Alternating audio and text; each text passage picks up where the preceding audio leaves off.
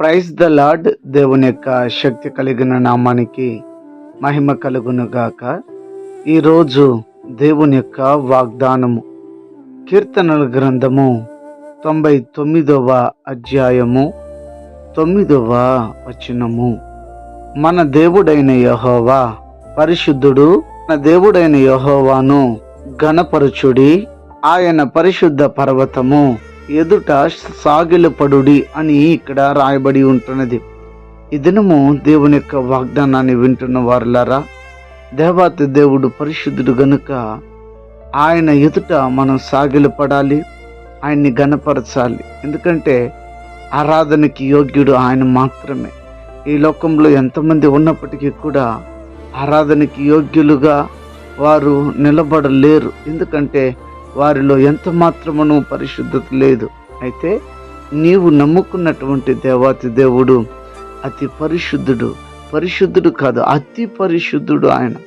పరిశుద్ధతలో ఆయన మించిన వారు ఎవరూ లేరు అన్న విషయాన్ని మీరు గమనించగలరు. అయితే ఇంత గొప్ప పరిశుద్ధమైన దేవుణ్ణి మరి మన సొంత రక్షకుడుగా మనం కలిగి ఉన్నాం. ఎంత భాగ్యము! మనం దేవుణ్ణి, ఇంత గొప్ప దేవుని కలిగి ఉన్నప్పటికీ కూడా నిర్లక్ష్యాన్ని మనము ప్రదర్శిస్తూ ఉంటున్నాం. దయచేసి నిర్లక్ష్యంగా ఉన్న వాళ్ళారా, మీ మనసు మార్చుకోండి, మీ ఆలోచన మార్చుకోండి. ఒకసారి మీరు ఆలోచన చెయ్యండి.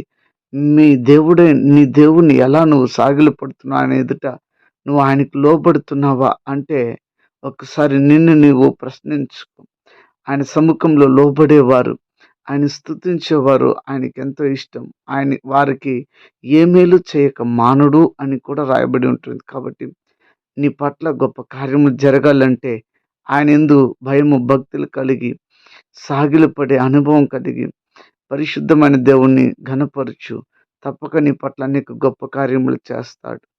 కనుక ఇది గమనించి దేవుని యొక్క సమ్ముఖంలో, ఆయన సమ్ముఖంలో మీరు సాగిలపడతారా? ప్రార్థన. ప్రేమ స్వరూపి శ్రేష్టమగు నామమునకే స్తోత్రాలు నాయనా. ఈ యొక్క ఉదయకాల సమయమందు మీరు మాతో మాట్లాడుతున్నదులకి వందనాలు. దేవాతి దేవుడు, నీ ఎదుట సాగిలపడే హృదయం మాకు దయచేయండి. సన్నిధి కాపుదల మాకు తోడుగా ఉండి నడిపించండి. దేవాతి దేవుడు, అనారోగ్యం చేత ఉన్న వారికి ఆరోగ్యము, ఆర్థిక ఇబ్బందులు ఉన్న వారికి విడుదల, రక్షణ లేని వారికి రక్షణ ఇచ్చి ప్రతి వారిని రాకడికి సిద్ధపరచమని క్రీస్తు యేసు పేరిట అడిగి వేడుకొని ఉన్నాము తండ్రి. ఆమేన్. God bless you. దేవుడు మిమ్మల్ని దీవించి ఆశీర్వదించును గాక. ఆమేన్.